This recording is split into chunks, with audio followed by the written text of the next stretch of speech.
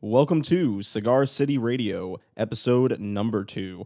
I'm your host, Randy Ojeda, and making the magic happen is Jason Solanes. That's me. Before we begin, we have 2 awesome new music releases to tell you about from within the Cigar City management family. The first is an EP from the band The Fantastic Plastics called Invasion. It's out now on Altercation Records. The Fantastic Plastics are a sci-fi pop group from Brooklyn, New York.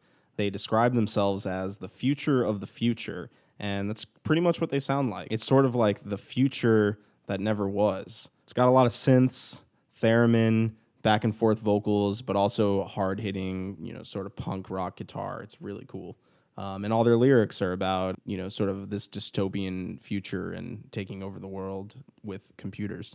And the record was mixed and mastered by George Harris at Creative World Recording in Largo, Florida. Who knew that one of the best studios in the Bay Area would be in Largo, of all places? We also have a new release from Jackson Boone.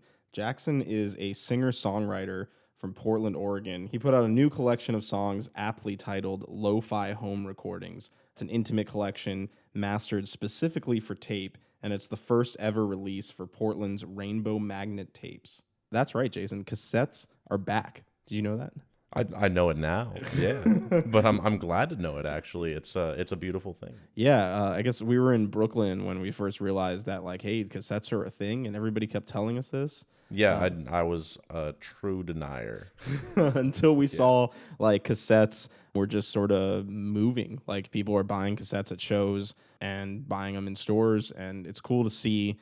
A lot of bands are making small runs of music, and I guess it gives fans this unique product that you can only really get direct from the band. And you can get this cassette direct from Jackson Boone at jacksonboone.bandcamp.com. So anyways, couple releases, Invasion from the Fantastic Plastics and Lo-Fi Home Recordings from Jackson Boone. They're both available on Spotify, Apple Music, wherever else you listen to music. So check those out. Our guest for episode 2 is Ray Roa. Ray is the music editor for Creative Loafing. Creative Loafing is an alternative weekly magazine from Tampa, Florida. They cover music, food, culture, events. Ray puts out a lot of quality content, and it seems like he's at every show in Tampa. I don't know how he does it, but definitely has his finger on the pulse of what's going on. He puts out a weekly concert listing, so if you're ever looking for something to do on Friday or Saturday night in Tampa, check out Creative Loafing's weekly listings. There's a lot of great shows going on that fly under the radar, and they work to, spotlight those. We talk with Ray about taking over as music editor for Creative Loafing. He tells us the saga of Max the Sax Guy. We talk about how our generation has impacted the local culture, what bands should do when submitting their music to publications, different styles of local music in Tampa, and the local DIY scene. Ray is a really awesome guy who I have a lot of respect for, and we're hoping to have him on the podcast again soon. If you like this episode, please hit subscribe, share this podcast with your friends. We appreciate the great response to episode 1. And as long as you keep listening, we'll keep making these. And we really, really want to keep making these. So without further ado, here's Cigar City Radio, episode number 2.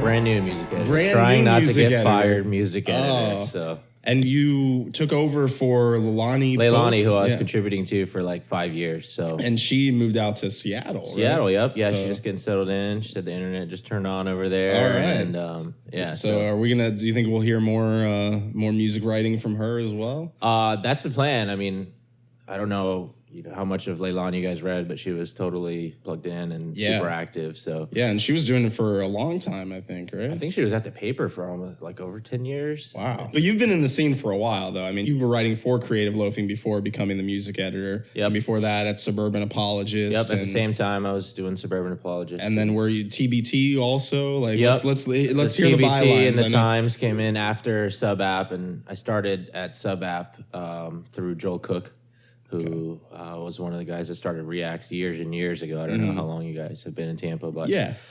they started that. Reacts kind of went under, folded. The site disintegrated. It was like built on a wiki platform. Right. And then Joel built Sub App on WordPress, and I wrote for free on that site for about 6 years and turned into work here, work there, Yeah. and made a living. So That's interesting because with the way journalism works now, it seems like most people are freelancers and free being free, actually free, and not getting paid for their work. So how did you turn it into actually making a living off of writing? yeah, I don't know. I mean, I think I worked on newspaper in college, and I started writing for Sub App kind of out of this thing because I was going out to shows all the time, and I would get in arguments with my wife, and I don't know if we were married then, but she's like, you got to figure something out, you can't just keep going out. So I started going out, going to shows for free, and then all of a sudden that wasn't enough, so you start getting paid. And I think Jay Cridlin reached out to me from the Times, and it just went into that, and I pitched Leilani on something. I think the first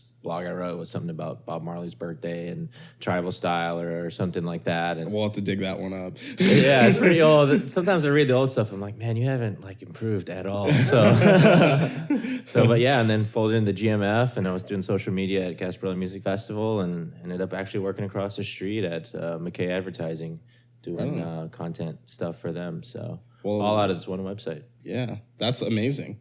I'm lucky, man. Yeah. I mean, it's just great to see that there is quality, music writing and quality journalism coming out of Tampa. It's not the market that you'd always expect would have a paper or publication as cool as, Suburban Apologist or Creative Loafing, Yeah, But- I mean, it is cool. I've kind of gotten used to the idea that it is an alternative view. They let me write about kind of weird stuff. And can we Yeah. cuss on this thing? Yeah. Okay, I didn't know. I was like, Fuck. okay, all right. Yeah, you can say whatever you want. I find I'm talking a little slower because I don't want to spill over.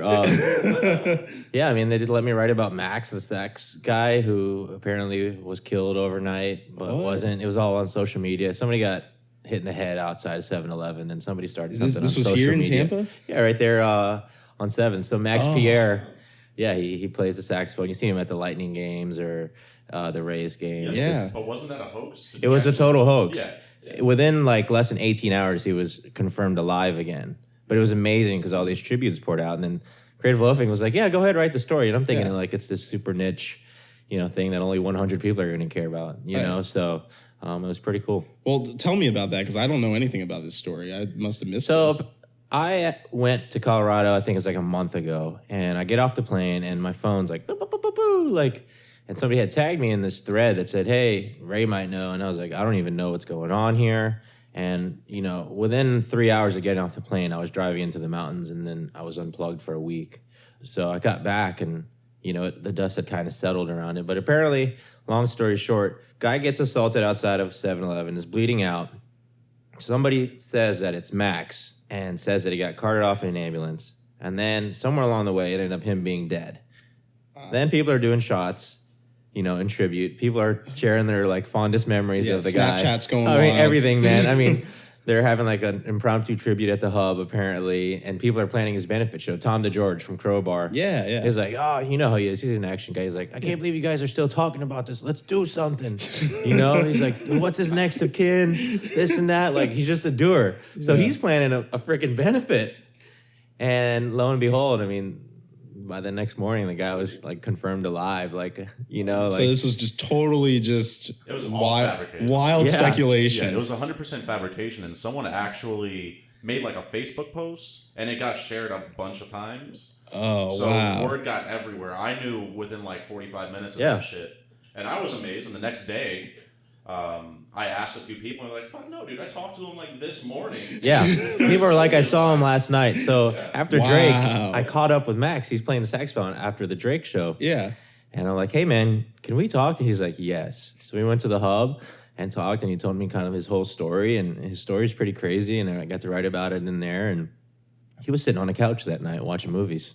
Wow. So he wasn't even involved in this. It wasn't like he tried to fake his death or, you know. have No, like man. He was just like, I'm a little bit outraged, not at the person that started it, but that people had to be sad. You know? So, yeah, exactly. Someone 100% Eddie Murphy'd him. Yeah. Oh, dude, it is crazy, That's man. wild. It's That a funny story, but it was cool that the paper let me write about that. So, Yeah, definitely. So they give you a lot of freedom over there. So far, yeah. I mean, a few things I've been, screwing up, busting a couple print deadlines, and then just getting used to stuff. I hadn't put anything on a page in I don't know how long. So Yeah. Joel mostly did all that at Suburban Apologists. So now you're taking on kind of a bigger role then. Yeah. It's a lot more responsibility. I mean, before this, I was doing like 8 things to piece of living together, and I found that I like that a lot. Sure, yeah. But turning it into one thing, it's been challenging just because you think you'd work, the work would be less. Yeah. But there's actually a greater volume of work, but it's just concentrated in one thing. So I'm getting used to it, like 8 weeks in. So hopefully I get in a better flow soon. That's very cool. So I was born and raised here in Tampa, and then I actually moved to Chicago for 4 years. And now I just moved back here. And I feel like in that time that I was gone, like Tampa got really, really cool. Like all of a sudden now there's like coffee shops and great restaurants. And then there's also this budding music scene that's happening. So I wanted you to give us a little bit of a state of the union on the Tampa music scene. Like what's going on? What's the dominant styles? Like what is the scene like here right now? Obviously, in my position, you would think that I would be able to give a state of the union or state of the scene type of thing. And I think that you talk about that 4-year gap and you left and you came back 4 years later and all of a sudden there's all this cool stuff. And I think that stuff was always kind of brewing, I don't think that it wasn't there before. I think it was always there. It's obviously getting a lot more attention now. I always talk about this short window of time where people have to capitalize on things. I think what it is people our age are in more of a position, maybe their income went up a little bit and they're able to make a little bit more music and share it a little bit more, or garner the interest of people who will support them, specifically in business. Somebody with a cool idea. I mean, you go out there and look at the branding of the Blind Tiger. It's, the pep rally guys, it's Jay, Josh, and Greg, creating a look. Are they able to do that 5 years ago? I don't know, because they're 5 years younger. Our colleagues aren't in positions where they would make that decision to hire them. I mean, I think they're doing something for the Lightning. So I think everybody's getting older, moving into roles where they can make a few more decisions. So now the people making decisions are at the top of the chain, per se, at these publications and, places where they can kind of influence people. So as far as music goes, I mean, I don't think there isn't anything that we don't have here. Yesterday we talked a lot. I talked with my editor about how, is there a deep jazz scene? Are there more than like 5 people being progressive about jazz and keeping it really interesting? And I'd like to find that out. Yeah. Because you look around and you look at the rock and roll people, I mean, guitar-based music is everywhere. And there are countless bands doing it super well around town. Yeah. Between here and St. Pete, it's endless, Just wrote about Friedback yesterday, who's opening for... Chrome Sparks. So tonight, And he's putting out a record, and that record is really good. And there's just a lot of people like doing like super like progressive, like they're just the effort, man. I think the effort's always been there. Just now we're able to share it a little more. I don't know what happened in that 4 years. You think maybe it's like a generational thing then? Like maybe it's just something about our generation that, we're spending more time actually committed to projects that we're passionate about as opposed to, I think it's timing. Yeah. I think our generation was lucky because we've been pretty agnostic about the things that we like.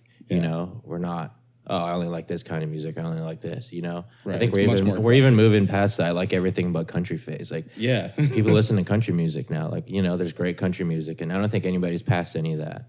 And now we have all this technology. I mean, I'm looking at you guys.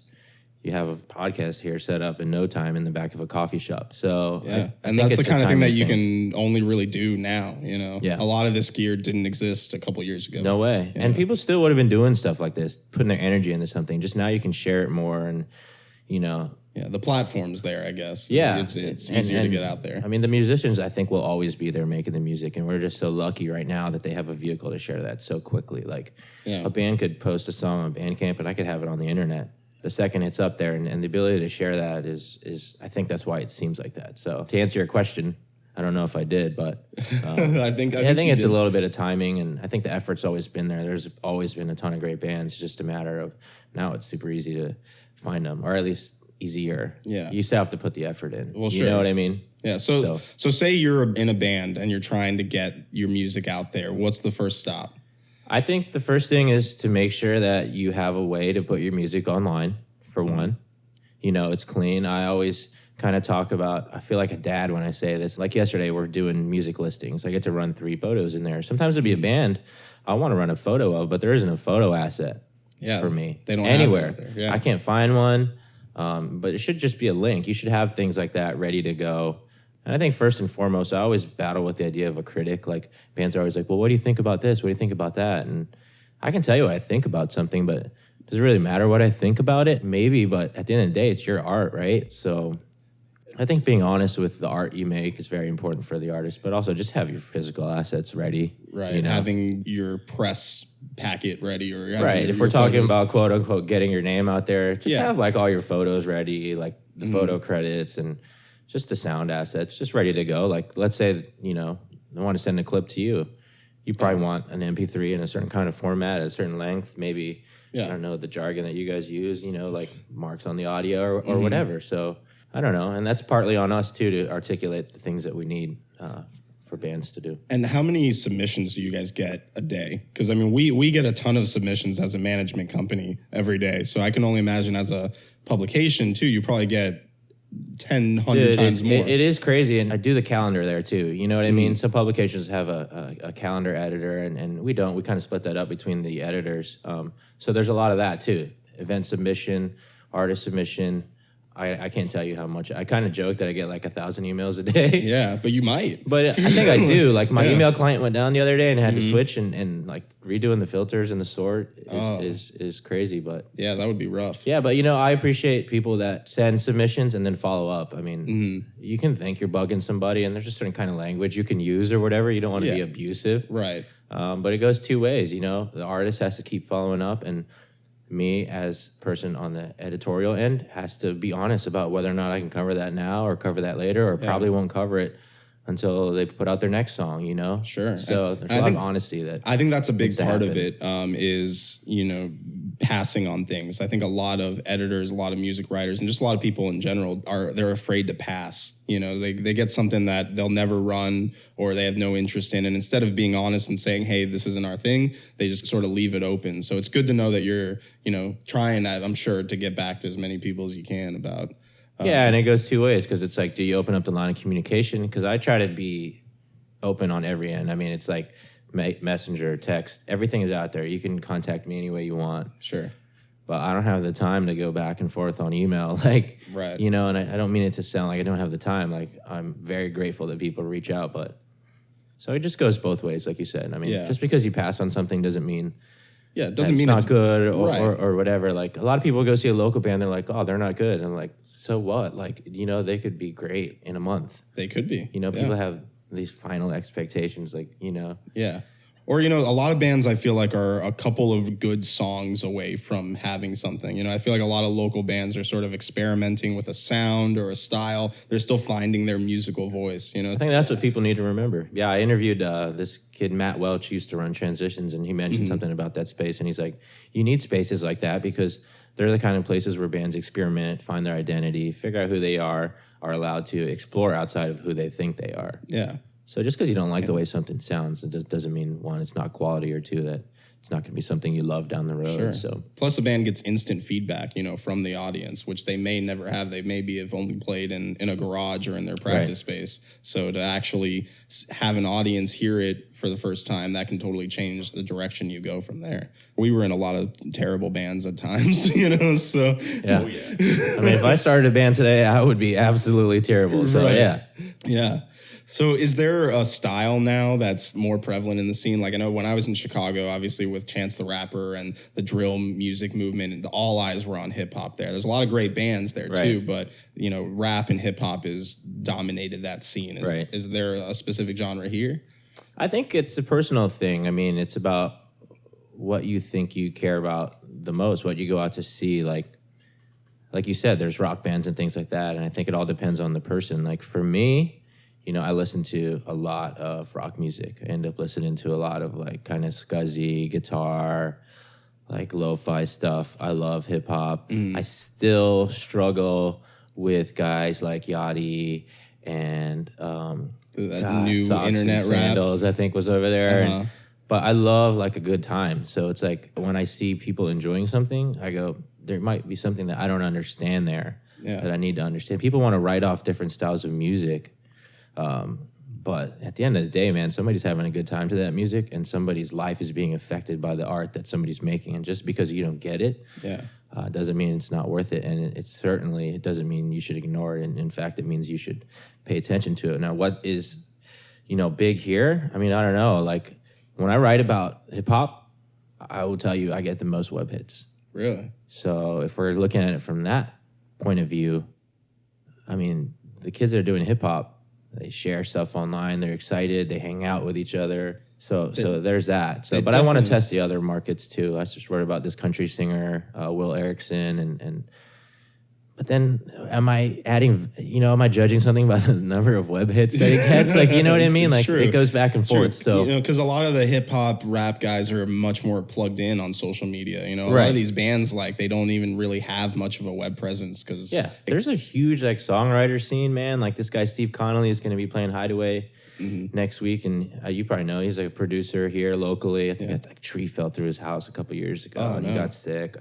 But dude, I mean, he's got tons of people. I know this guy from MNF, Bob, who's putting on a living room show today. You know, Skippers is like this hidden gem on the north end of Tampa where all this crazy stuff happens almost daily. I think the pros.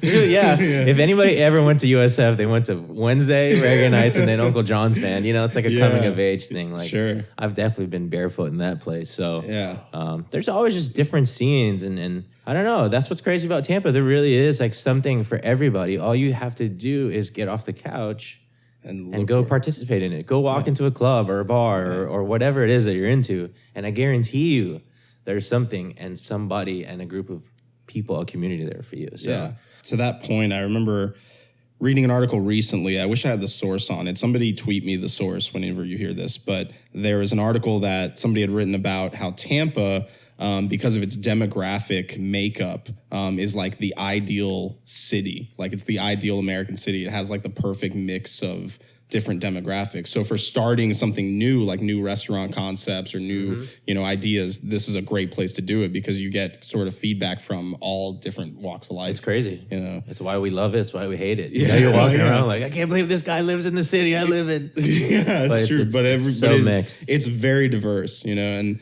that's interesting because here, you know, everybody's all mixed in together. Everything's, you know, you can go right across the street and see, you know, a jazz club and then go next door and see, you know, rock bands and then who are right across from, you know, reggae bands or whatever. It's like all happening in one area. Yeah. So I'm with you, man. I love it down here. And St. Pete seems like, I don't go out to St. Pete too often. I feel like I need to spend more time in there because I feel like St. Pete is where all the house parties and like the DIY shows are really going on. Sure. Is that the case? Of all the house shows that I've written about since I've been at CL, a lot of them have been at in St. Pete. This guy Christopher Nadal from Permanent Makeup, and he does a lot of that. And there's a lot of that here. You talk to a guy like Tim Anderson here.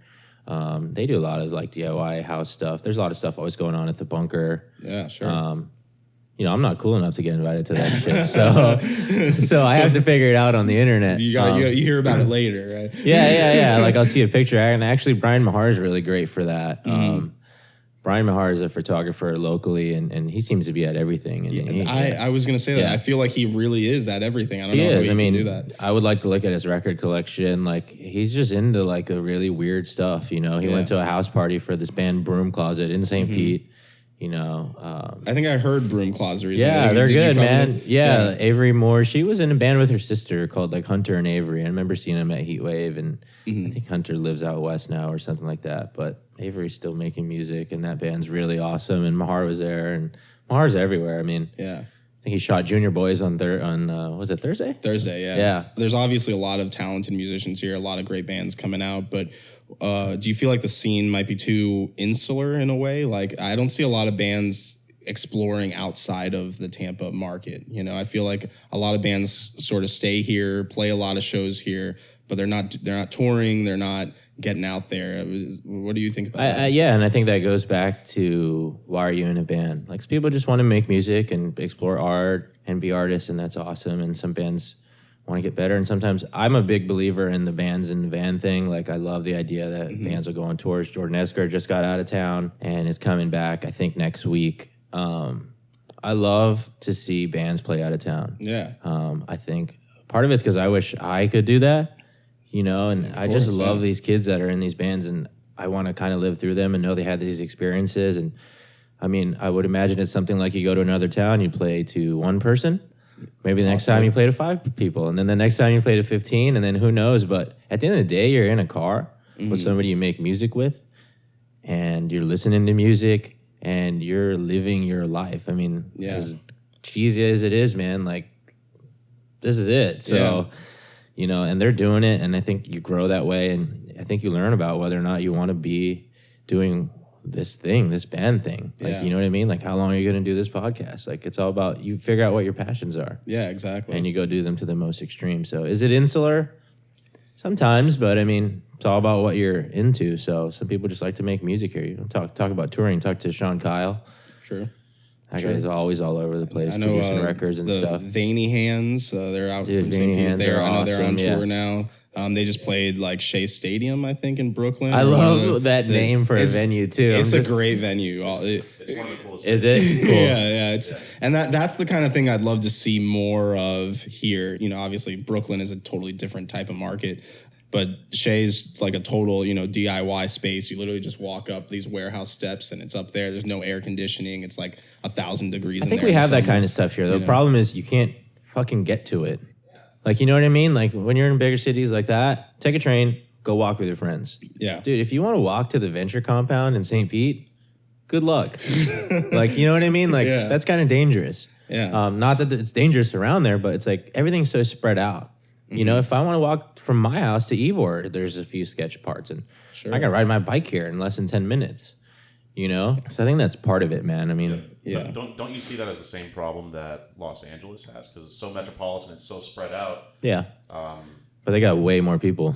Yeah, You know? what it is. they have more people, but a 3-hour travel across. The Yeah, if you're driving in LA, forget about it. Like, you're just totally fucked. yeah, Right. I lived in Canoga Park for 8 years, and I went back a couple years ago, and I was like, I don't know how anybody does it here. So yeah, I mean, maybe you have a point. It's like, yeah, LA has its own scene, but then again, like, and this is contrast to Chicago. Like, LA has this recording industry. I interviewed this kid, Caden from Twin Peaks. Yeah, and he yeah. mentioned that in Chicago, they don't have like those big record labels. So the musicians can kind of exist in this different kind of environment where they don't have that thing where there's like, you know, A&R at every show potentially. Like, you know what I mean? Sure, There's no Viper Room or whatever, like, you know? So maybe that's it too. Like, LA has that entertainment industry, so maybe that's why it works too. People flock there. Maybe it's a little bit like Nashville. And I think that's a big part of it too, is that people do flock there. Like, everybody goes to LA from everywhere else in the world to make it in the industry. Right. You know, whereas Chicago is a city that, even as big of a city as it is, it's still the people that are from there that are, you know, bringing up the scene, you know? And I think that's the case here too. You don't have a lot of people that are moving to Tampa to make it in a particular music genre. It's probably up to us and up to the musicians and everybody in the scene. Oh, exactly. That's what it goes back to. You can shows. still make a living making music living in Tampa. It's just, dude, you can do anything you want. All you have to do is put yourself out there and, you know, charge what you're worth for things. Like, look up that guy, Bob Nana. I think he's a Chicago guy from Braid, and he has that website, Downright. There's, you know, local musicians here who write for Downright, which is like, they get commissioned to write songs. Sure. So you can do it here. It's just, you know, I don't know. I think some people are kind of scared to put themselves out there, and it's like, just do it, man. Like, People are always asking me, like, what's the best way to get more exposure? What's the best way to get, you know, more people excited about my music? And I always tell them to start with their friends and their family. You know, if you can't get your friends and your close network excited about what you're doing, then how are you going to get anybody else in the world to care, you know? for sure. And I think that's the same way with the scene. Like, that's where we start here is, you know, we got to get everybody in town excited and coming out to shows and supporting what's going on in the scene. And then that will get And part of other that people too excited. is like let's say your friends and family aren't ever going to be into what you're into, right? That's also it Then too. you create a community that is into what you're into. Make new friends, make new family, find those people, and do it together. Like at a certain point, you know, your cousin might not get what you're doing,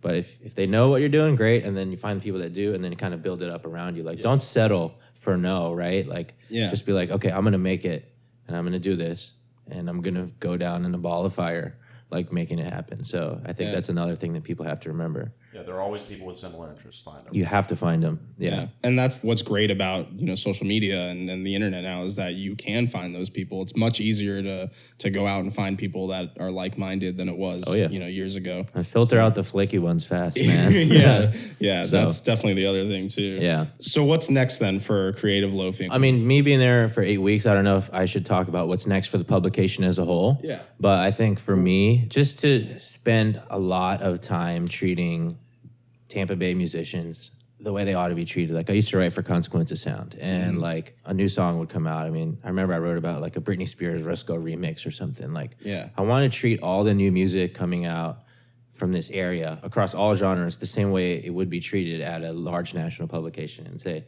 every single artist that's making music here is important. So I'm going to try my best to reach out and make sure that I give context to whatever piece of media any artist is putting out, and make sure that there's a place where their history is cataloged, so that as they start to grow and gain exposure, like there are web pages that say, here's who this guy is, where they're from, how old they are, blah, blah, blah, this and that. These are things that they said. Like, I want Creative Loafing to be cited on every Wikipedia page ever for the rest of like ever. Like, you know what I mean? Like, totally. so I just want to tell that story. And when I left SubApp, it was kind of sad because it's like there are 6 years of web content, and I didn't know what was going to happen to it. You know what I mean? So were you the founder of SubApp? Or Joel Cook founded Okay. it. I remember he called me. He's like, I'm having a kid. Can you work on this website? Yes. Yeah. You know, and I was doing Consequence of Sound at the time, and I remember SubApp taking over where I had to leave Consequence of Sound. And this is all for free, by the way. So don't think that it's like some crazy thing. Like, ooh. So yeah, and then it just started like that. And then, you know, Joe Diacunto was my first editor ever actually at React. So he kind of helped me along the way. We spent a lot of time together in the mornings on the way to work and stuff, and talked a lot. I learned a lot about booking, you know, the way that system works. So I just got really lucky and was around people that were super into it and super transparent. I mean, people think me and my friends hate each other. We don't. Like, we just talk a lot of shit about each other, and we're just honest with each other. Like, you know what I mean? So yeah, for sure. but we're tight. So That's awesome.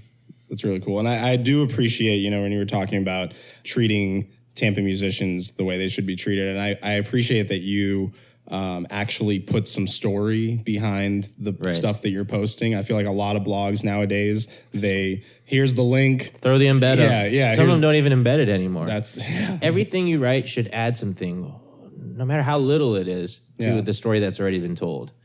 I hate the idea of a reblog because essentially the internet is just reblogging, but you have to add context, I think. And I think that's your job. And if I can do that right now in the beginning stages and then find out what that big picture is really, then I'll be really happy. That's what music writing should be, I feel like. And I just want to like get into more music, and I'm living, I mean, people are like, what? I'm like, dude, this is it for me. Like, this is everything I've ever wanted to do. So I'm feeling pretty good. Well, you're living the dream, man. So Dude, I am. It's crazy. Yeah. and so are we, I guess. But Yeah, so- I mean, you guys, well, I guess they're not on the air yet. No, but I no. mean, Well, at they this will point, be. we'll be a few Yeah. episodes deep. Yeah. Exactly. Yeah. By the time you hear this, we'll have Yeah. we'll have some stuff out. So hopefully people are digging it and enjoying it. And you know, we're gonna definitely take a lot of feedback for these first few episodes. I think the show is gonna have to find its footing, you know, over time. We're still kind of experimenting with the format. We gave Jason a mic this time. That's new. Ray, any last thoughts for the Tampa scene? Any final words? Thanks, and please hold me accountable for everything. Keep checking me, punch me in the nuts on things, breaking my balls over things. I don't take well to kindness. I think compliments are good, but I think it's important for everybody around creatively to say, hey, man, could you do this better or this and that? You know, I've got a pretty thick skin.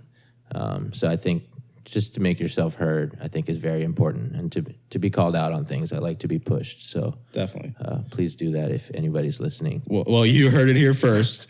Be an asshole to Ray Roa. Kick him in the balls if you have to. He's given you explicit permission. Somebody tapped me in the balls last night at Ukulele. We were talking to this guy. He was wasted, and he's like, "You know what I'm talking about, bro?" And I was like, "Whoa." Now I have no idea what you're talking about. Bro tap? Yes, exactly. Yeah. And then he went riding off on his bike, almost went down, almost took like this business guy down with him. He's trying to high five him. I was like, my friend. So it was crazy, but yeah, do that. Well, on that note, Ray Roa, music editor, Creative Loafing. This is Gar City Radio Show. Thanks for being on here, Ray. And Sure, man. No, thanks for having me, man. I'd love to have you on more regularly. Dude, we could talk about what's going on in the scene, have pretty regular updates from the man himself. Dude, I think it would be awesome. Cool. So I'm totally into Well, that. you'll hear his voice again, so get used to it. You can get listeners. rid of me. All right.